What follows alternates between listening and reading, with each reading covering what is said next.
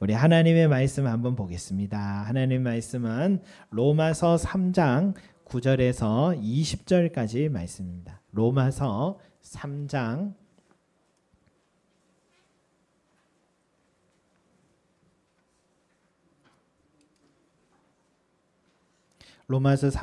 9절에서 20절까지 말씀입니다. 로마서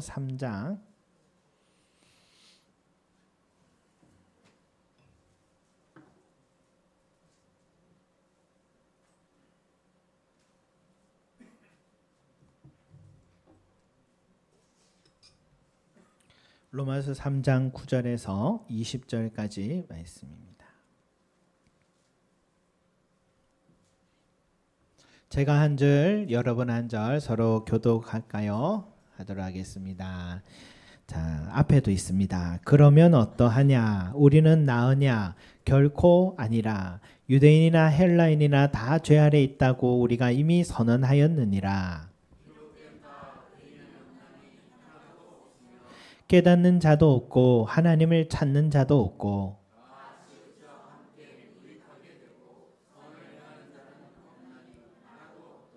그들의 목구멍은 열린 무덤이요 그 혀로는 속임을 일삼으며 그 입술에는 독사의 독이 있고 그 발은 피 흘리는데 빠른지라. 평강의 길을 알지 못하였고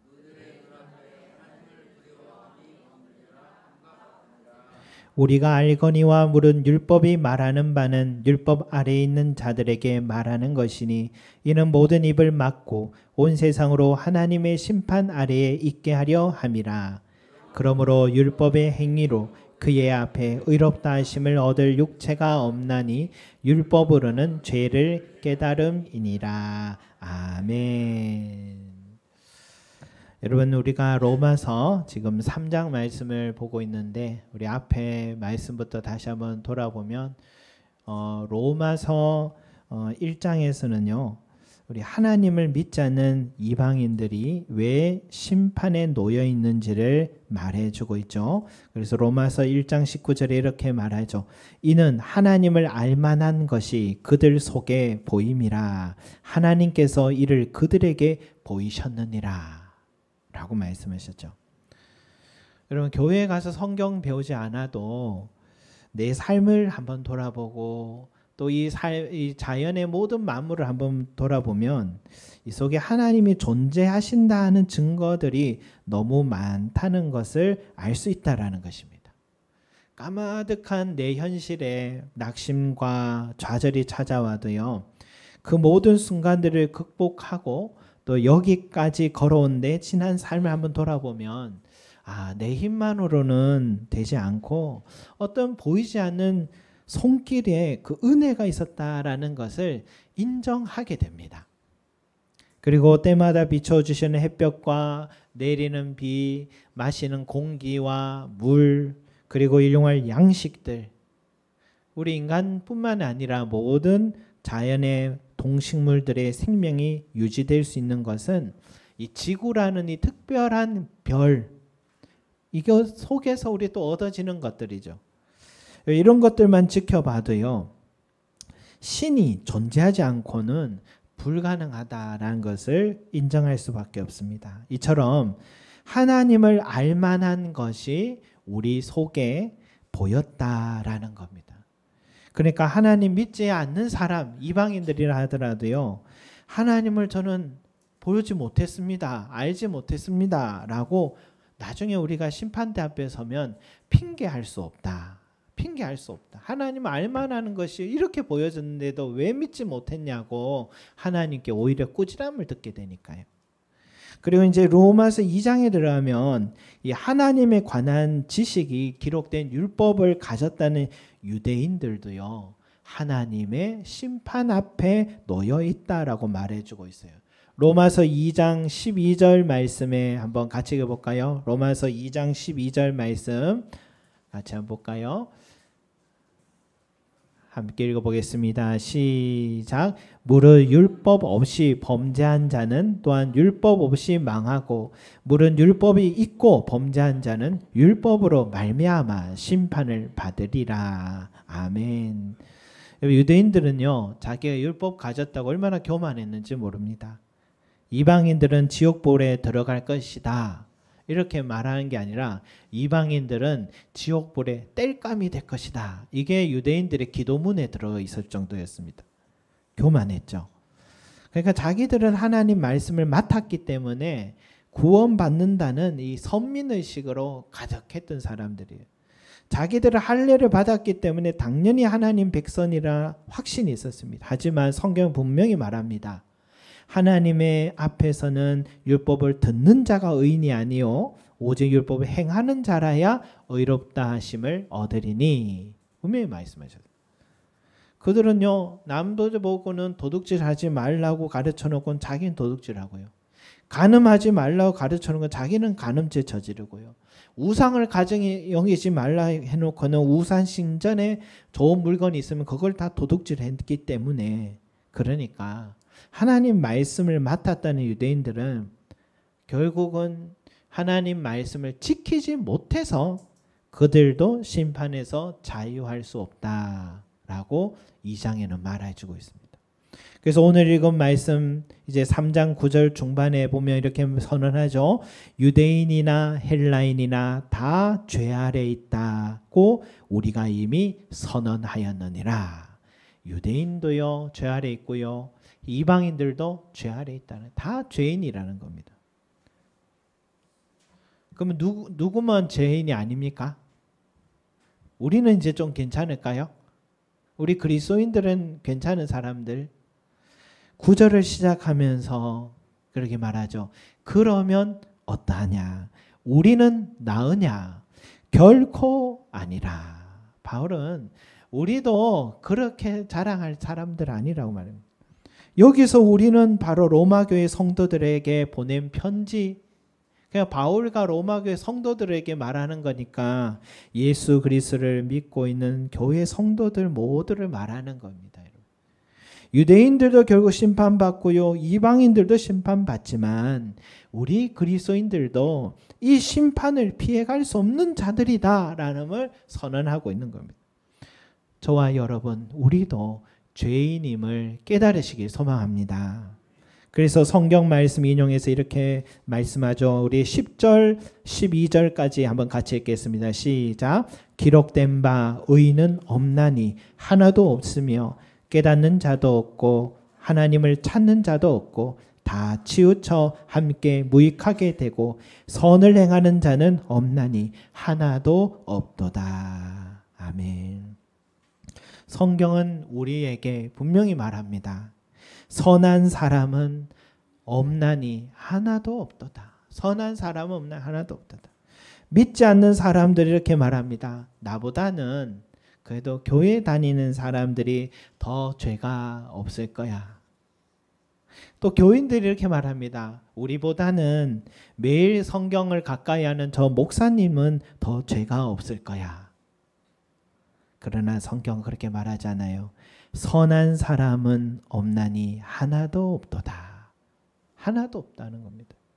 여러분, 이 사실을 먼저 꼭 인정해야 됩니다.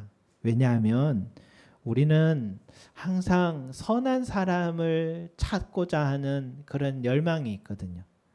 선한 사람과 친구 맺고 싶고요, 선한 사람과 결혼하고 싶고요, 선한 목사님과 성도들 있는 교회를 또 찾고 싶습니다. 그러나 경험해 보면서 깨닫는 것은 선한 사람은 없나니 하나도 없도다라는 것을 우리는 경험해서 알 수 있죠. 여러분, 오죽하면 어떤 사모님은 밥상 들고 교회 강대상에 가지고 올라오셨겠습니까? 목사님이 강대상 위에서는 저렇게 인자하신데 집에서는 선하지 못하셔서 밥상 들고 교회에 올 강대상에 가지고 가셨다고 그렇게 얘기하잖아요. 가까이 가보면요, 함께 살아보면 다 흠이 있습니다. 그래서 실망하고 그럴 줄 몰랐다, 내가 사람 잘못 봤다, 또 다시 선한 사람을 찾아 헤매는 게 우리 인생이 아닌가 생각 들어요. 여러분, 이것은 그 사람의 문제가 아니에요. 내가 사람을 잘못 이해하고 있었던 탓입니다. 선한 사람은 분명히 있다는 잘못된 전제로 인생을 출발한 탓입니다. 안타깝지만 선한 사람은 없나니 하나도 없도다라는 성경 말씀은 진리입니다. 그래서 결혼할 때는 눈 크게 뜨고 결혼한 후에는 눈을 작게 뜨라라는 말도 하잖아요. 교회 생활도 마찬가지입니다. 우리가 이제 예수 믿었고 구원의 열매가 시작됐어요. 그러나 이 구원의 완주를 해야 돼요. 이 구원의 여정이라 하거든요. 주님 앞에 서는 그날까지. 근데 이 완주해가는 신앙생활 속에 참 우리를 많이 힘들게 하는 게 대부분 뭐냐면 교회 안에서 관계의 문제입니다. 사람으로 인해서 실망하고 아파하고 또 사람으로 인해서 내가 예수님을 저버리는 그런 사람이죠. 그래서 예전에 아주 인도의 유명한 성자 간디도 그러잖아요. 나는 예수는 사랑하지만 교회 사람들은 싫어한다고 그런 얘기를 했었는데 이게 관계의 문제예요. 사람 안 보고 주님만 바라보라고 말해주지만 여러분 사람 없으면 목사도 설교할 맛이 안 납니다. 사람 없으면 친교도 없어가지고 신앙생활이 즐겁지가 않습니다.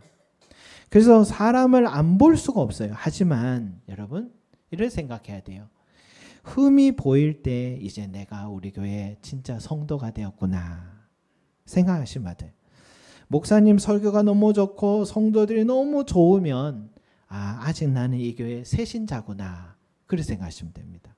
목사님의 흠이 보이고 다른 성도들의 마음이 상할 때가 찾아오는 것은 당연합니다. 왜냐?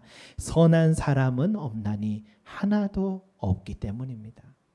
거꾸로 이제 나 자신도 여러분 죄인임을 기억해야 합니다. 우리가 다른 사람들의 죄를 보거나 연약함 보면요. 우리가 얼마나 판단 잘 내립니까? 그때는 진짜 전문 분석가들입니다. 사실은 여러분 내가 판단하는 만큼 나도 모르고 있어요. 남이 나를 판단받고 있다는, 내가 판단받고 있다는 사실을 까마득하게 몰라요. 지금도 몰라요. 우리는 다 모르고 살아요. 나도 죄인입니다. 여러분. 내가 판단했던 그 사람보다 더하면 됐지 나도 문제가 없지 않습니다. 여러분 내가 죄인임을 인정하게 되면요. 어떤 일이냐. 다른 사람의 죄를 보거나 연약함을 보면요. 덮어주려고 합니다. 나도 그런 사람이기 때문에. 그래서 다른 사람의 죄와 연약함을 보거든 기도해주고 그를 긍휼히 여겨주시기 바랍니다. 그러면 나도 죄와 연약함이 드러날 때가 있잖아요. 그러면 긍휼히 여김을 받게 되는 거죠. 신앙생활, 가정생활, 사회생활에서 정말 우리가 잊지 말아야 되는 진리는 의인은 없나니 하나도 없도다라는 사실 여러분 믿으시기 바랍니다. 그러면 여러분 우리가 어느 정도로 죄인인가 11절 말씀 한번 읽어볼까요? 시작. 깨닫는 자도 없고 하나님을 찾는 자도 없고. 아멘. 여러분 여기까지 볼게요. 깨닫는 자도 없고 하나님을 찾는 자도 없다라는 사실을 보면 내가 죄인임을 알 수 있습니다. 사람은요 자기 자신 잘 몰라요. 어느 사회나 여러분 보면은 진보와 보수가 항상 나뉘어져 있잖아요. 저도 왜 그런지 잘 모르겠습니다. 요즘은 그런 생각해요. 하나님이 처음부터 사람들의 생각과 기질을 그렇게 만들어 놓으셨지 않나? 그런 생각을 해봅니다.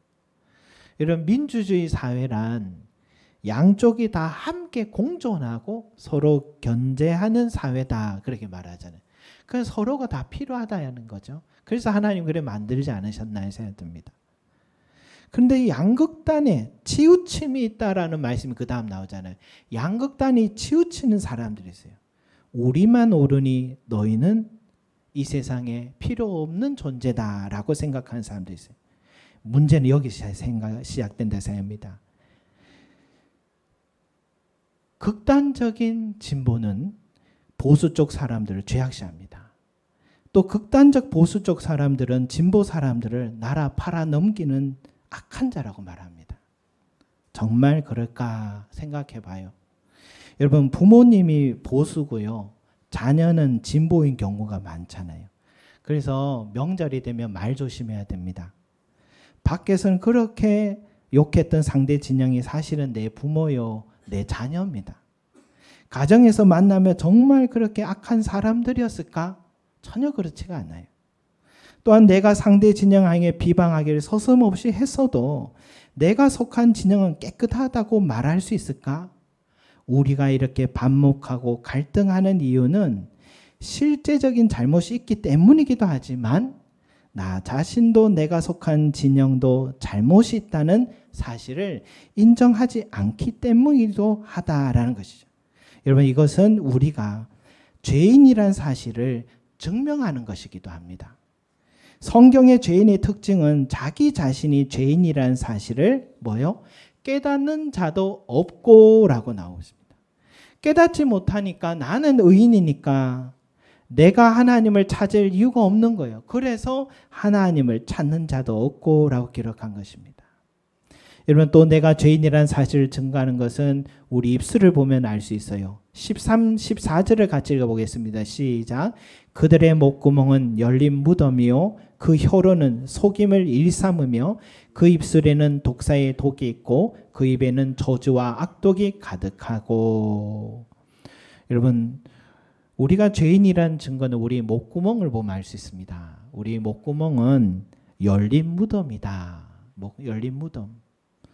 열린 무덤은 죽은 냄새가 나잖아요. 사망의 냄새가 나잖아요.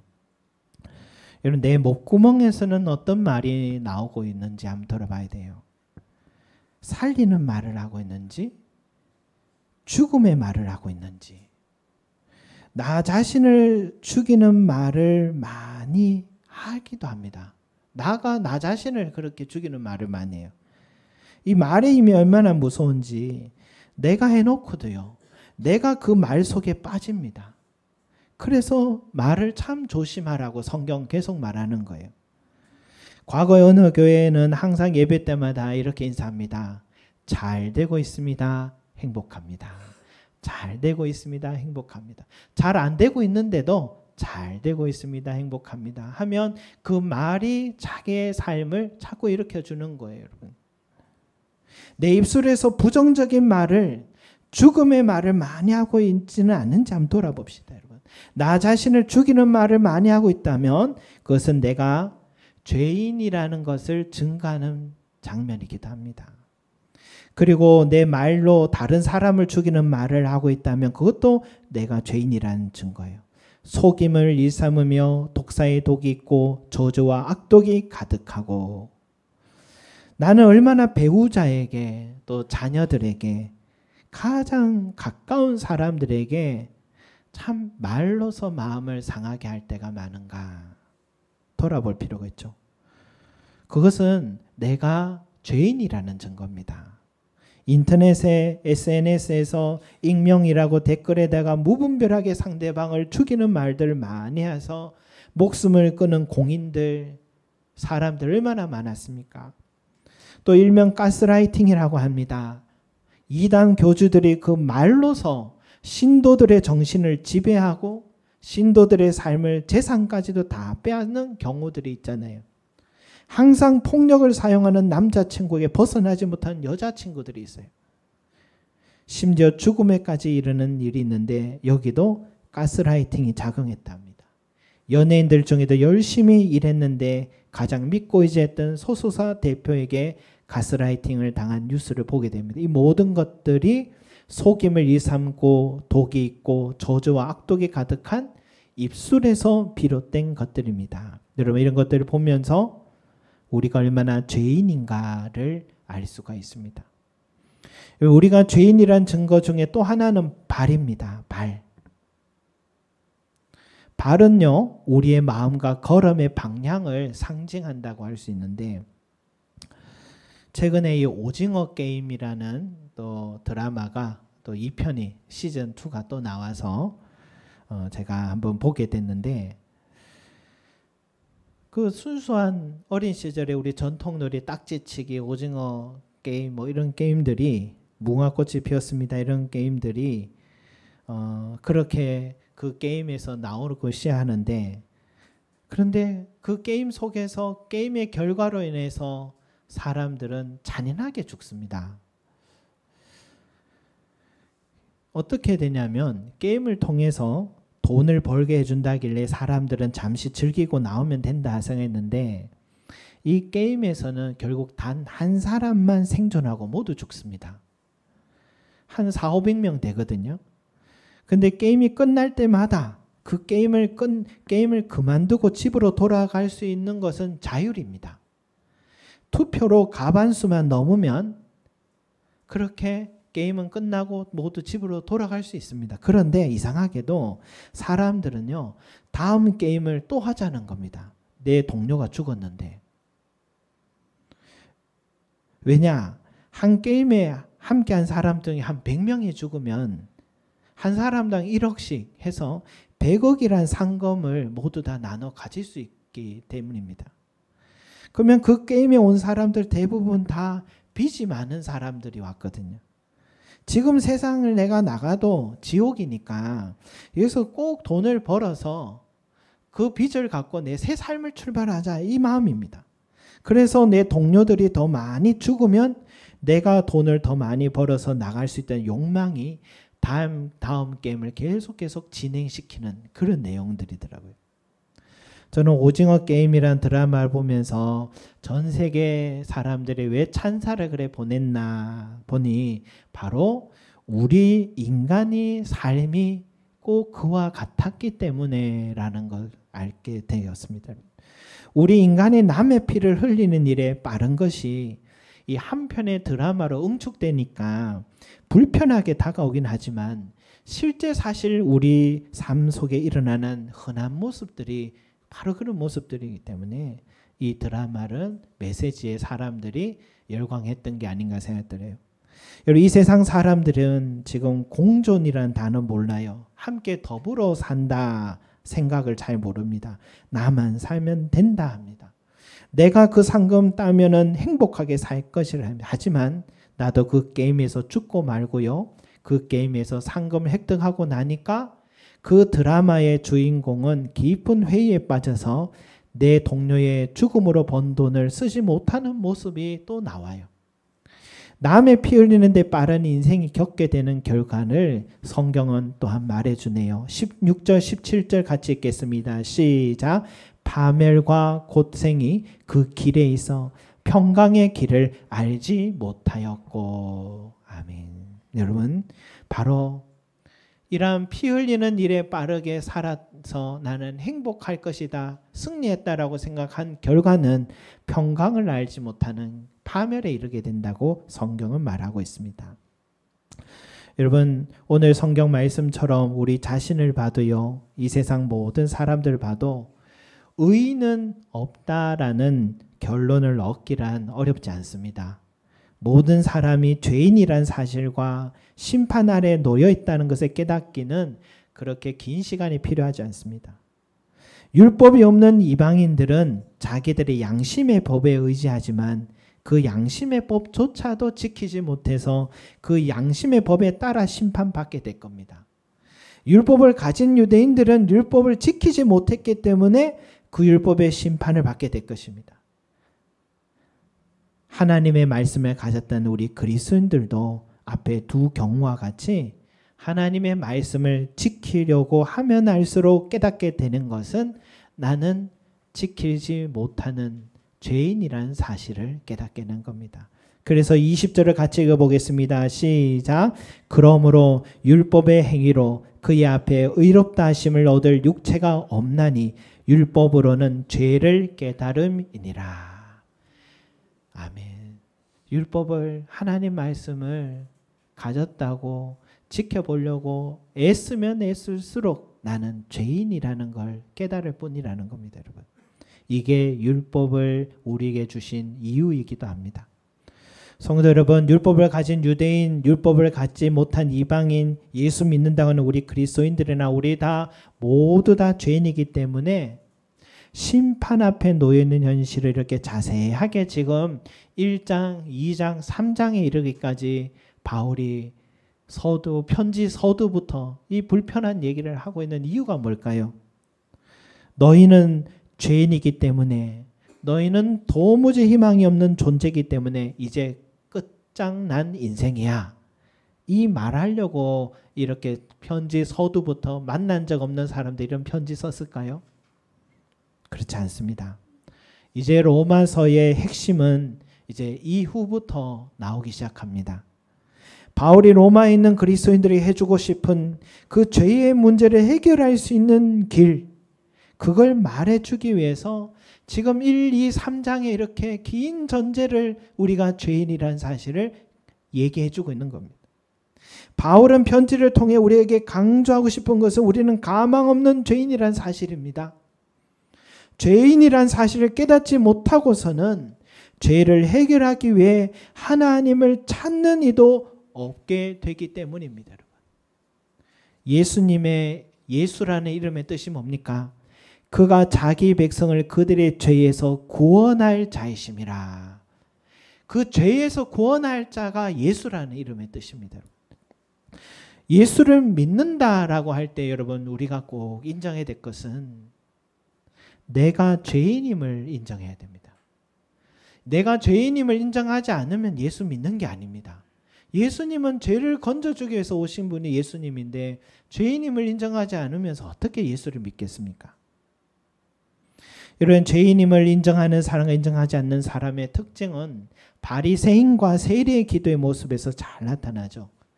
바리새인은 같은 성전 안에서 바리새인은 기도할 때 일어나서 내가 하나님 앞에 사람들에게 선한 일을 행한 걸 자랑하고 하나님이여 알아달라고 내가 금식도 이렇게 했고요. 자비도 베풀었다고 기도했고 세리는 어떻게 기도합니까?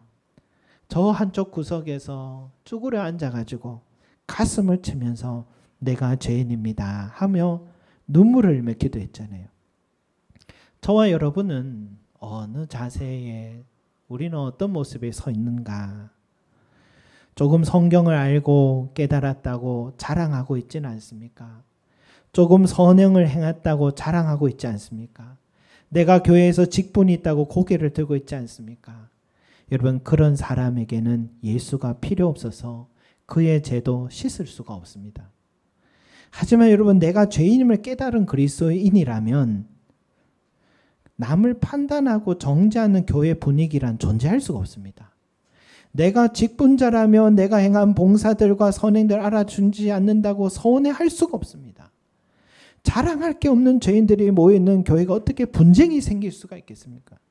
그저 주님 앞에 오면 나의 죄들이 낱낱이 드러나는 게 부끄러워서 내 은밀한 부분까지 다 하시고 심판하실 그 하나님이 두려워서 고개도 들지 못하는 것입니다. 다른 형제들의 죄를 봐도 정죄하기보다는 나 자신을 돌아보게 되고 나도 그렇게 되지 않도록 다시 옷가짐을 다시 새롭게 합니다. 그리고 나 때문에 십자가 지셨는데 또 내가 죄를 지을 참이면 다시 십자가에 올라가실 예수님이 생각나서 그 발걸음을 멈추게 되는 겁니다. 여러분 이것이 죄인임을 깨달은 자의 마음가짐, 몸가짐 아니겠습니까? 사랑하는 성도 여러분, 바울이 이렇게 장황하고 불편하게 우리가 죄인임을 말하고 있는 이유가 무엇입니까? 그리고 한 번도 만나본 적 없는 교회 성도들에게 처음부터 이렇게 불편한 내용으로 다가가는 이유가 무엇일까요? 꼭 전하지 않으면 안 되는 내용이기 때문입니다. 우리가 죄인이라는 사실 말입니다. 하나님의 용서는 내가 죄인임을 인정할 때부터 내 잘못을 시인할 때부터 이루어지기 때문에 예수님의 십자가의 은혜는 그 십자가 밑에서 가슴치며 신음하는 죄인들에게만 적용되기 때문입니다. 오늘 이 자리에 계신 모든 성도들도요. 내가 죄인임을 깨달은 은혜가 있기를 소망합니다. 그래서 그가 자기 백성을 그들의 죄에서 구원할 자 예수께서 내 삶에 다가와 그분의 사랑과 용서가 적용되어 진정한 구원을 누리시는 저와 여러분들이 되시기를 간절히 소망합니다. 기도드리겠습니다. 사랑과 은혜가 풍성하신 우리 아버지 하나님, 우리는 모두 죄인입니다. 주여, 그러나 깨닫지 못하고 살아가는 죄인입니다. 주여, 오늘 이 말씀이 우리에게 들려주시는 주여 그 울림을 다시 한번 듣게 하여 주시고, 주여 내 자신이 죄인임을 인정하게 하여 주시옵소서. 그동안 내가 자랑하려 했고 교만하려 했고 드러내려고 했던 모든 모습들 주여 회개하오니 오늘부터 이제는 내가 죄인임을 깨닫는 자 되게 하여 주셔서 낮아지게 하여 주시고, 주여 세리와 같은 자 되게 하여 주시고, 주의 은혜가 주의 용서가 내 삶에 날마다 적용되어서 그 구원의 은혜를 주님 누릴 수 있는 복된 자가 될 수 있도록 주여 우리를 깨닫게 하여 주시옵소서. 앞으로 주님께서 이 로마서를 통하여서 주님께서 어떤 은혜를 우리에게 베풀어 주시는지, 우리가 어떻게 이 죄에서 구원받게 되는지를 가르쳐 주실 주여, 주여 이 죄인에게도 지혜 주시고 우리 모두에게 영적인 눈을 뜨게 하여 주셔서 주여 그 길을 받아들이고 구원의 길을 들어서는 우리 복된 교회가 되기를 간절히 소망하고 갈망하는 성도들에게 축복해 주시옵소서. 감사드리며 예수 그리스도 이름으로 기도드립니다. 아멘.